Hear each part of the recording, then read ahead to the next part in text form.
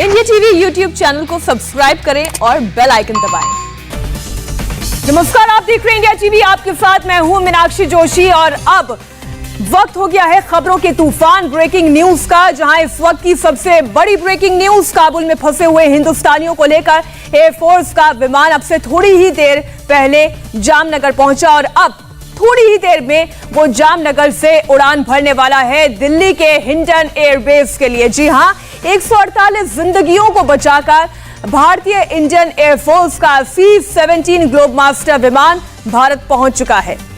कल से ये C-17 ग्लोबमास्टर एक ऐसे एयरपोर्ट पर खड़ा था जहां कोई सरकार नहीं थी, कोई प्रशासन नहीं था, जहां गोलियों की तड़तड़ाहट की आवाज लोगों के कानों में गूंज रही थी। यानी एक एक पल, एक एक सेकंड दहशत का था, जहां हजारों लोग रनवे पर बड़े मारने के लिए दौड़ रहे हो, अपनी जान बचाने के लिए दौड़ रहे हो, किसी भी विमान में किसी भी स्थिति में सवार होने के लिए दौड़ रहे हो। जरा सोचिए, ऐसे हालात में जब हिंदुस्तानी इंतजार कर रहे थे, कल रात की सबसे मुश्किल काली रात थी, एक ऐसी रात जो कई भारतीयों के जहन में कभी ना खत्म होने वाली रात की तरह थी। क्या इस रात की सुबह होती?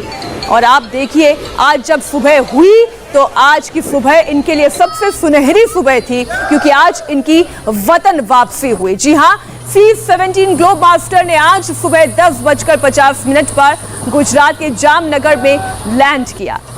माला पहनाकर काबुल से आए हुए लोगों का स्वागत किया गया, भारत माता की जय के नारे बुलंद किए गए और अब ये तमाम लोग, ये तमाम जिंदगियां जामनगर से गाजियाबाद के हिंडन एयरबेस पर लाई जाएंगी। इस प्लेन में राजदूत रुपिंदर टंडन समेत दूतावास के कई अधिकारी, कर्मचारी, डिफेंस के स्टाफ, 3 पत्रकार और अफगानिस्तानी नागरिक भी मौजूद हैं। काबुल में सुबह तकरीबन 8 बजे इस प्लेन ने उड़ान भरी थी। इस प्लेन में 4 क्रू मेंबर्स के साथ ही 152 लोग सवार थे। उनके पासपोर्ट का वेरिफिकेशन कर एयरफोर्स जामनगर की कैंटीन में उन्हें ले जाया गया। उनके रिफ्रेशमेंट के बाद अब ये विमान जैसे ही रिफ्यूल कर लेता है, हिंडन एयरबेस के लिए ये विमान उड़ान भरेगा। जामनगर में लैंडिंग के बाद काबुल से लौटे हुए लोगों ने जामनगर में किस तरह से भारत माता की जय के नारे बुलंद किए, वंदे मातरम कहे, उनके चेहरे की मुस्कुराहट भी आप जरूर देखिए। भारत माता की जय! जय! जय! वंदे वंदे भारत माता की जय! भारत माता की जय!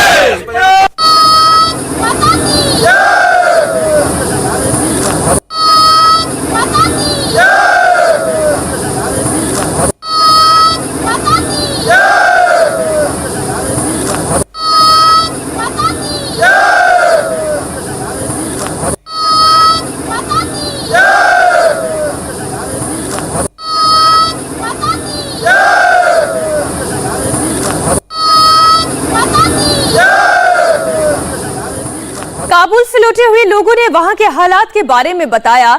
उनकी दहशत की ये कहानी भी आप सुनेंगे, तब आप समझ पाएंगे कि क्यों इन भारतीयों का वहां से निकलना जरूरी था। आपको कब वहां से कब निकले काबुल से? कैसे फील कर रहे हैं आप? कल शाम में निकल गए। नहीं, वैसे वहां का माहौल कैसा है? कैसे माहौल तो वहाँ जब सरकारी चेंज हो गया तो माहौल तो प्रशासन। अपने कितना भारतीय वहाँ पर है अभी? भारतीय उसके बारे में हमारी क्या चाहते हो? तो आपने सुना, और मनीष हमारे सहयोगी डिफेंस एडिटर लगातार इस खबर पर जुड़े हुए हैं। मनीष, काबुल अफगानिस्तान एक ऐसी जगह, ना कोई सरकार बची, ना कोई प्रशासन है, बेतहाशा दौड़ती हुई ये बेकाबू भीड़ एयर स्ट्रिप पर हमने देखी। ऐसी परिस्थिति में इन लोगों की वतन वापसी हो पाई है, ये कैसे संभव हुआ?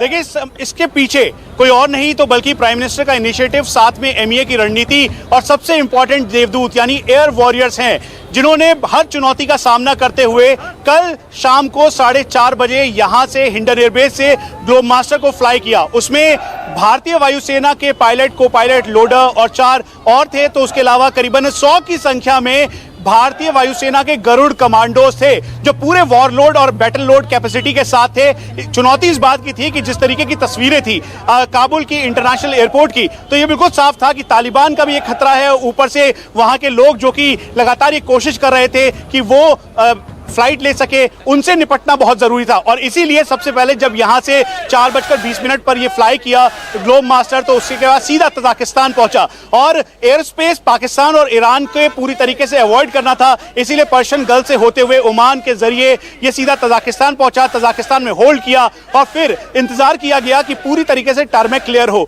और लोकल एडमिनिस्ट्रेशन और नाटो फोर्सेस ने कोशिश की कि यह पूरा हो, लेकिन उसके साथ साथ चुनौती इस बात की थी कि एम्बेसी से लेकर जो इंटरनेशनल एयरबेस तक का रास्ता था, दरअसल वो बहुत ही इंपॉर्टेंट है। 25 मिनट के लिए करीबन 8 घंटे की तालिबान के साथ नेगोशिएशन की गई। इसकी अगुवाई खुद जो एम्बेसडर रुपेंद्र टंडन, साथ में brigadier Saurabh Sharma, colonel SK Singh, air attache Sandeep Chaudhary, political adviser Sanjay Sutar, उसके अलावा आईजी सोनल अग्निहोत्री, इन सब की पूरी टीम थी जिन्होंने पूरी रात दिन एक कर इसको नेगोशिएट किया और फिर उसके बाद 148 लोगों को टारमेक तक लेकर आए। लेकिन उसके बावजूद भी करीबन 4 से 5 घंटे का वो वक्त था जब ये गाड़ी के अंदर ही थे, बाहर नहीं निकल पा रहे थे क्योंकि उस समय चुनौतियां बहुत ज्यादा बढ़ रही थी। और फिर उसके बाद वो समय आया सुबह 7:20 का, जब ये सभी ऑनबोर्ड हुए और 7:30 पर ये फ्लाई किए। लेकिन उस बीच भी गरुड़ कमांडोज ने चारों तरफ से घेराबंदी की और पूरे अपने बैटल लोड कैपेसिटी के साथ, क्योंकि चुनौती जहां एक तरफ तालिबान की थी, उनके रॉकेट के खतरों की थी।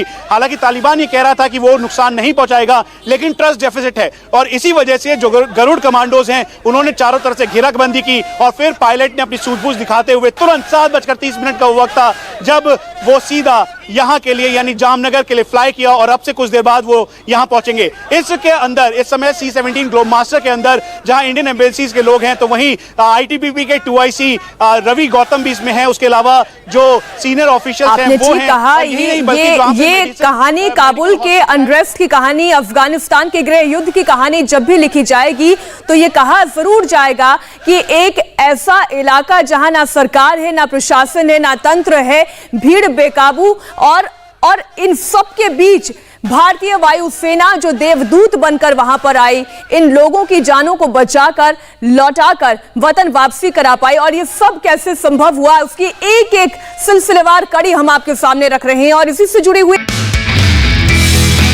नमस्ते, मैं हूं मीनाक्षी जोशी। वीडियो और खबरों से अपडेट रहने के लिए India TV YouTube channel subscribe करें, बेल आइकन दबाना ना भूलें। जुड़े रहें इंडिया टीवी के साथ।